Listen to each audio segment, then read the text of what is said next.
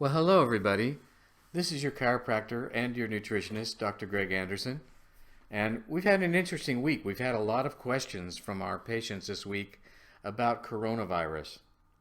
And so I thought I would take a moment to just give you some facts about coronavirus and some things that you can do to help prevent it in your household. First of all, the questions I've been getting are like, what is coronavirus? How dangerous is it? How long will all this craziness last? And what am I, as your chiropractor, doing? And so I'm going to try and answer some of those questions as we go through this information now. There's a lot of fear out there right now. I've seen it personally. I've walked through the grocery store and seen the no water bottles available and the toilet paper all gone. It's, you know, this kind of hype and frenzy is not healthy for people. It's creating more stress. And we can blame the media for this because, the higher viewership they have, the more revenue. And, it's all about the advertising money. And so to combat fear that's being generated out there by our mass media, there's a couple of things that we can do. One is to educate people about what this is and how they can prevent it. And number two, empower them to know what they can do in their own lives to keep it outside their front door, not in their home. So let me just tell you a little bit about what we're doing in the practice to help you with that. So for our patients, I will be, and I have been, will be thoroughly washing my hands before each patient with either soap and water or with our alcohol-based hand cleaner. The doorknobs in the office are being disinfected minimally one time before each shift. We encourage patients to go into the restroom and wash their hands with soap and water when they arrive at the office. Our countertops and chair arms are being disinfected daily. The adjusting tables are being disinfected several times a day.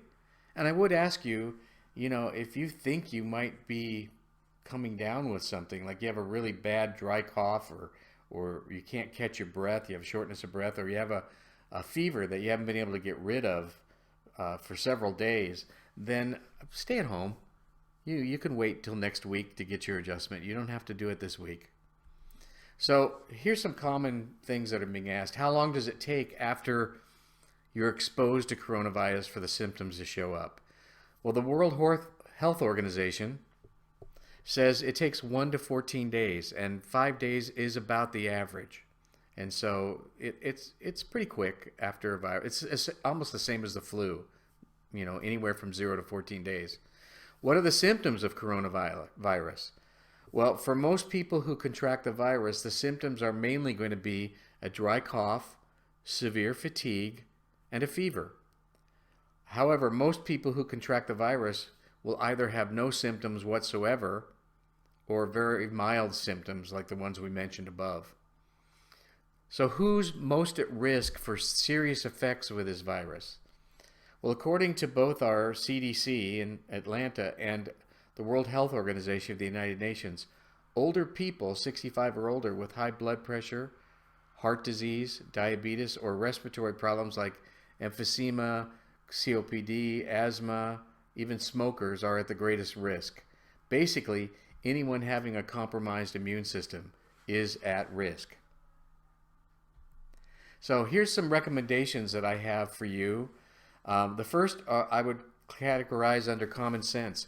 Wash your hands thoroughly with soap and water or an alcohol-based hand cleaner many times a day. Avoid touching your eyes, nose, and mouth. I had a chuckle this week as I watched an authority from Washington, D.C. talk about all the things that we could do to prevent this. And she went through, let's avoid touching our eyes, nose, and mouth, as she put her fingers in her mouth, licked them, and then turned the page of her notes. So some of these things we just do without thinking about it. They're unconscious. So pay attention to you touching your face. If you feel unwell, stay at home. And obviously reduce stress. One of the best ways to reduce stress right now is to turn your TV off. Don't be listening all day long to the news because there's nothing on there right now but stories about coronavirus. And as you increase your stress, you increase your blood level of cortisol, and cortisol will dampen your immune response. So if you're under high stress, you're more susceptible. Dietarily, some common sense: eat good food. Stop eating processed foods. Stop eating fast foods. Eat plenty of vegetables and fruit. Avoid sugar. So there's been quite a few studies on sugar and how it affects your immune system, but one of the studies that I think is most telling is that about 50% of your normal immune response is negatively influenced by high blood sugar. That's why diabetics have a higher risk than others. So nutritional advice: I would do something to upregulate my immune system function. So herbally, I use a quality extract of Echinacea premium, which contains root extracts of both Echinacea purpurea and Echinacea angustifolia, which is also the same combination the Sioux Indians used here in this country. That's where the first herbalists discovered Echinacea. And other products that would be very helpful would be Immuplex and Congiplex, which are immune nutritional products. Immuplex contains food for all of your immune organs, starting with your bone marrow, your thymus, your liver, your spleen, but also contains a substantial amount of zinc. Congiplex contains vitamin C and calcium and food for your thymus gland to upregulate protection against viral infections. Vitamin D, the product name is Cataplex D in our office. Vitamin D is probably the most important nutrient I can offer up here, besides calcium. You need vitamin D for your white blood cell system to work properly. And if you're low vitamin D, you're at high risk. Vitamin C is needed to activate white blood cells. And there's plenty of that in Congiplex, but you can also get Cataplex C.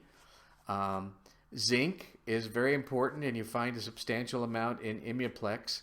Or you can order from us zinc liver chelate or Keyzin, which are both zinc-containing products, and a form of calcium. And Congiplex contains a good amount of calcium, or you can order calcium lactate from the office.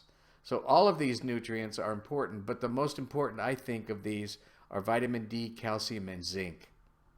So, and chiropractically, I'm just going to tell you, get your spine checked by your chiropractor regularly. Studies show that people who have regular chiropractic adjustments have improved immune function. We did a study back in 1970. Dr. Perot from the Sloan Kettering Institute took 3 groups of people. One group that had regular chiropractic care, that was weekly chiropractic care over 20 years of their life, versus those who never had chiropractic care, versus those who had active cancer. And what they found was that the chiropractic adjusted group had 400% more immune function than the cancer group. Not surprising that if their immune system was working right, they wouldn't have had cancer in the first place. But they also had 200% greater immune function than those people who lived a healthy lifestyle but just didn't have chiropractic in their life. There's a new study that just came out a couple of years ago that shows that people who get regular adjustments, that's what a RAP is, a regular adjusted patient. But those regularly adjusted patients produce significantly more interleukin-2. Now that's a chemical signaler that signals your white blood cell system that we have an attack in progress and you need to get here and help us out. So those people that are getting regular chiropractic adjustments, their immune system's at high level, high alert, and well prepared. So the other question is on everybody's mind is, how long will this last? And you know, the real answer to that is, I don't know. But in the last couple of days, I've kind of looked at this and thought about this in a rational way. These 2 graphs here actually come from the World Health Organization, but the one on the left is the daily new cases in China. And if you look at the graph, you can see how many cases of coronavirus were being reported each day. And if you look at China and the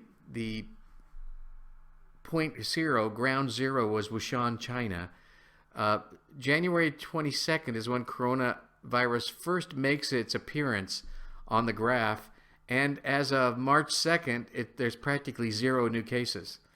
So the entire epidemic in China only ran about 5.5 weeks. So we can look at that and think, well, that's probably what it's going to be like in most countries, unless they're really, poor, malnourished peoples. The graph should look something like this.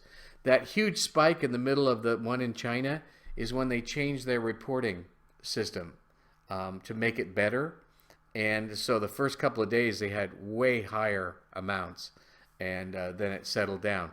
So if we follow the same pattern as coronavirus in China, the graph will be a bell-type curve, and it will last a little over 4 to 5.5 weeks before the virus completely dissipates and disappears from our radar, which would mean we might not have seen the first. So if you look at the graph for the United States on the right, it starts on March 2nd, and today we're at the 13th, and this only shows up through the 11th. So you can see that it was still rising slightly on March 11th, but we should hit the peak here fairly soon. You can see they hit a peak at 4 weeks. So we may have at least 2 more weeks before we hit the peak, and then it should start to dissipate. So we may not have seen the worst, but this whole thing's going to be over in a couple of more weeks. And so I hope this has been helpful. I hope this education has been helpful for you, and I hope I've done something or said something that will empower you to keep you and your family healthy. Thank you, and I'll talk to you soon.